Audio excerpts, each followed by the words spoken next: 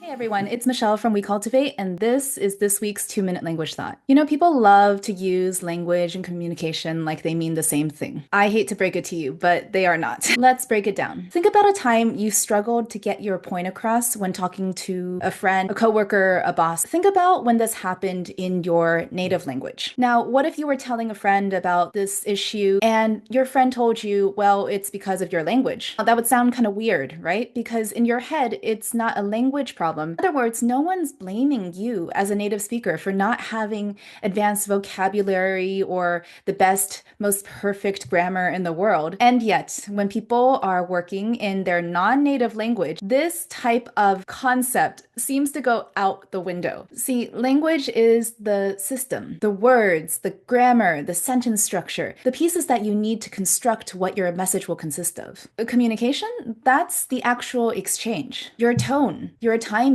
Beyond that, it's the adjustments that you need to make based on who you're talking to. Communication is about the people involved in the conversation, the subjects that you're discussing, even the goals you're trying to achieve. Maybe most importantly, communication is heavily context based. This means the way that you talk to your friend may not be the way that you talk to your boss, even if you're using the same language. Remember, communication is a skill we need to develop even inside of our native languages. If you're a working adult right now, you remember those awkward teenage moments where you had the language, but you couldn't express yourself effectively. And that didn't happen overnight, right? That happened over time. That happened with more experience as you learned from the world around you. These clickbaity posts about which one's more important. Like imagine you're baking a cake. It's like somebody asking you, which is more important, flour or oil? And it's like, guys, you need both. Let's take it a step even deeper. Being fluent in a language, just like being accurate in a language, does not automatically make you a good communicator. All of us are fluent inside of our native languages. Does that mean that we're all great communicators in every single circumstance, in every possible situation? No. So if you're stuck thinking, I just need more vocabulary, more grammar, that could be valid. Maybe what you actually need to work on is how you communicate, or maybe work with someone who can put language and communication together. At the end of the day, language is our tool of choice. We have a lot to choose from, but communication, that's a skill we develop and continue to hone over our entire lifetime. Thanks so much for joining me for this one. This is a new series, by the way. So if you liked it, please